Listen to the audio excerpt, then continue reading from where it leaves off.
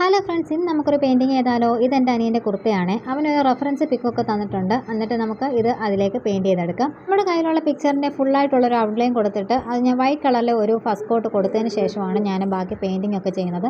കാരണം ഡാർക്ക് കളറിലെ ഒരു മെറ്റീരിയലും കൂടി ആയതുകൊണ്ട് നമ്മുടെ കയ്യിലുള്ള ആ പിക്ചർ നല്ല രീതിയിൽ പ്രൊജക്റ്റ് ചെയ്ത് നിൽക്കാൻ വേണ്ടിയാണ്. പെയിൻറ്റിങ് ചെയ്യുന്നതിൻ്റെ വീഡിയോ ഫുള്ളായിട്ട് എടുത്തിട്ടില്ല, കാരണം കുഞ്ഞുള്ളതുകൊണ്ട് പല ദിവസങ്ങളായിട്ട് കട്ട് ചെയ്താണ് എടുത്തത്. അപ്പോൾ ഇതാണ് നമ്മുടെ ഫൈനൽ ഔട്ട്പുട്ട് എന്ന് പറയുന്നത്. പെയിൻറ്റിങ് ഇതേപോലെ ചെയ്തതിന് ശേഷം നമുക്കതൊന്ന് അയൺ ചെയ്തെടുക്കണം. ഇതേപോലെ രണ്ട് സൈഡിലും അടിച്ചിട്ടുള്ളൊരു തുണിയാണെന്നുണ്ടെങ്കിൽ അകത്ത് ഒരു ചെറിയൊരു വൈറ്റ് കളറിലെ ഒരു തുണി വെച്ചതിന് ശേഷം ഇതുപോലെ പത്രപ്പേപ്പർ വെച്ചിട്ട് അതിൻ്റെ മണ്ടേ അയൺ ചെയ്തെടുക്കാൻ പാടുള്ളൂ. എങ്കിൽ മാത്രമേ നല്ല രീതിയിൽ ഇരിക്കത്തുള്ളൂ. കുറേ കാലം കൂടി ആ ഒരു പിക്ചർ നീണ്ടു നിൽക്കത്തുള്ളൂ. അപ്പോൾ ഇത് എല്ലാവരും ശ്രദ്ധിക്കുക. പെയിൻറ്റിങ് ചെയ്തത് അവന് ഒരുപാട് ഇഷ്ടപ്പെട്ടതുകൊണ്ട് അന്ന് രാത്രി തന്നെ അവനത് ഇട്ട് നോക്കി കേട്ടോ. എനിക്ക് ഒരുപാട് ഇഷ്ടപ്പെട്ടു. ഞാൻ വിചാരിച്ചതിനേക്കാളും നന്നായിട്ട് വന്നിട്ടുണ്ടായിരുന്നു. പിന്നെ കുറച്ച് മാറ്റങ്ങളൊക്കെ ഉണ്ട്, പക്ഷേ എന്നാലും എനിക്ക് ഒരുപാട് ഇഷ്ടപ്പെട്ടു. അപ്പം വീഡിയോ ഇഷ്ടപ്പെട്ട ചാനൽ സബ്സ്ക്രൈബ് ചെയ്ത് സപ്പോർട്ട് ചെയ്യാൻ മറക്കരുത്. നിങ്ങളുടെ അഭിപ്രായം കൂടെ അറിയിക്കുക.